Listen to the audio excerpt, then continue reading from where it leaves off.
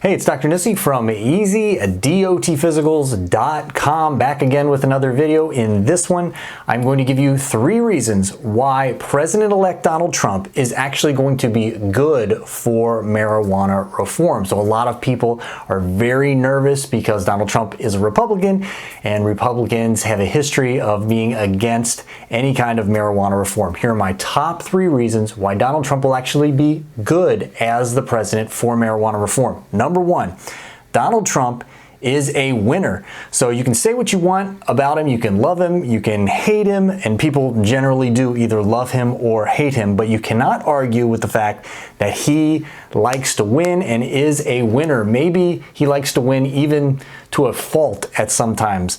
So he is smart enough to know that the majority of the country at this point supports legal reform to some degree of marijuana, and so he needs to change with the times as well. And he was very vocal in his support of changing the laws around marijuana prohibition. And I'm going to quote him here, and I've done a full video on his thoughts about marijuana using his words, but here's a quote. "I believe it is time to end needless arrests and incarcerations of adults for small amounts of marijuana for personal use. We must also implement smart regulations while providing access for adults to safe, tested product."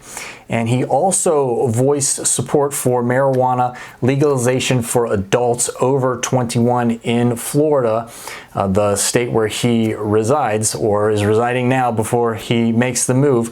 So he voiced support for a measure that would make it recreationally legal for adults over 21 to use marijuana in Florida. It ultimately failed, but again, he voiced his support for it. So in 2016, when he was running for president, he had a much more prohibitionist stance on marijuana reform. He's loosened up a lot during his run for this election. Again, he's a smart enough guy to know that the times are changing and they're moving in this direction, so he better jump on that train. So I know that he can't run again, but I also believe that he truly wants his legacy and his policies to live on, and he wants for the administration to continue after he has gone in the direction that he is putting it. So again, it was very important for him to win this election, and when Donald Trump says something, he typically at least tries to do it. So he said a lot about marijuana reform, so I think it is actually something that is going to be on his mind, and he's certainly not going to stand in the way of marijuana reform as the president. Number 2 on the list is Donald Trump has some libertarian tendencies to kind of let people be and not want big government to oversee them. He also said that he would have accepted the Libertarian nomination, and again, I'm going to quote him here, "The reason I didn't file paperwork for the Libertarian nomination, which I would have absolutely gotten," of course, Donald Trump thinks he would have gotten any nomination or can do anything that he wants if I wanted, "it was the fact that as the Republican nominee, I was not allowed to have the nomination of another party." So he said he would have filed paperwork and become the Libertarian nominee for president, but he just couldn't. So he's got a lot of libertarian tendencies. He's made statements about abortion and particularly about marijuana, saying that these issues should be left up to the states. The states should be able to decide. And then he went on also to nominate the most prominent libertarian, although he wasn't the Libertarian nominee for the presidency, or at least the person that wanted to be the nominee of the Libertarian Party. But I think the most famous quote-unquote libertarian, RFK Jr., he nominated him as Secretary of Health and Human Services, the HHS, which is the agency that recommended that marijuana be rescheduled. And number 3 on the list, last but certainly not least, is money. It's all about the money.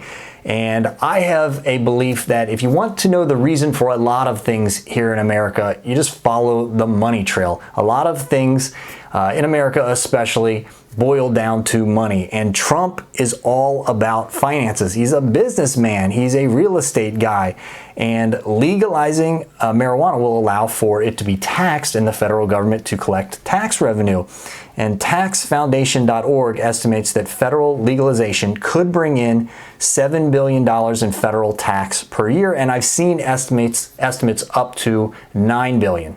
And Trump has a lot of ambitious and expensive ideas. Securing the border will be very, very expensive. If he wants to do these mass deportations, they will be very, very expensive. So he's going to need money to spend. And I believe that he's a smart enough businessman to see this opportunity. So I think that could go a long way. The money, the potential money boost for the federal government in pushing legalization forward.